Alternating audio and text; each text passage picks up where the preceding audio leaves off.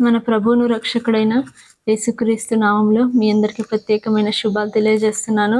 కీర్తనలు 94వ అధ్యాయము 19వ వచనము. నా అంతరంగమందు విచారములు హెచ్చగా నీ గొప్ప ఆదరణ నా ప్రాణమునకు నెమ్మది కలుగజేయుచున్నది.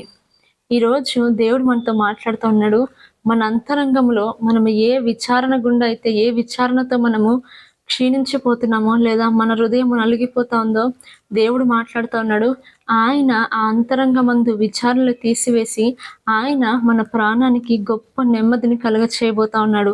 ఆయన ఆదరించబోతా ఉన్నాడు. చాలాసార్లు ఈ లోకంలో మనుషుల్ని బట్టో, లేకపోతే పరిస్థితులను బట్టో, లేకపోతే మనల్ని బట్టి మనకే కొన్నిసార్లు విచారణ కలిగే పరిస్థితులు రావచ్చు. మరి విచారణ కలిగే పరిస్థితుల్లో ఆ విచారణ మనుషులెవరికి అర్థం కాదండి. కానీ ఈరోజు నువ్వు వెళ్తున్న విచారణ మన అంతరంగంలో, మరి వెళ్తున్న ప్రతి తుఫాన్ని, మన నీ అంతరంగంలో రేగుతున్న ప్రతి అలని దేవుడు చూస్తూ ఉన్నాడు. నీకు చాలా నీ బాధ మరి అది కొద్ది రోజులకి మరి ఇంకా అధికమైన బాధ అయి మరి నీ మనసులో ఒక విచారణ లాగా మిగిలిపోయిందేమో. ఆ విచారణ దినదినము మరి నేను ఎంతగానో క్షీణింపజేస్తా ఉందేమో.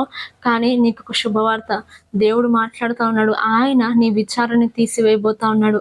ఆయన నీకు గొప్ప ఆదరణ కలుగజేయబోతా ఉన్నాడు.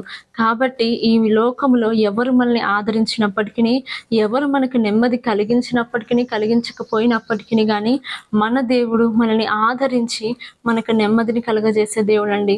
కాబట్టి ధైర్యంగా ఉండండి, ఆయన మీద ఆధారపడండి. ఆయన శీఘ్రముగా మీ జీవితంలో గొప్ప ఆదరణ, నెమ్మది కలుగజేయునుగాక. Amen. May God bless you all.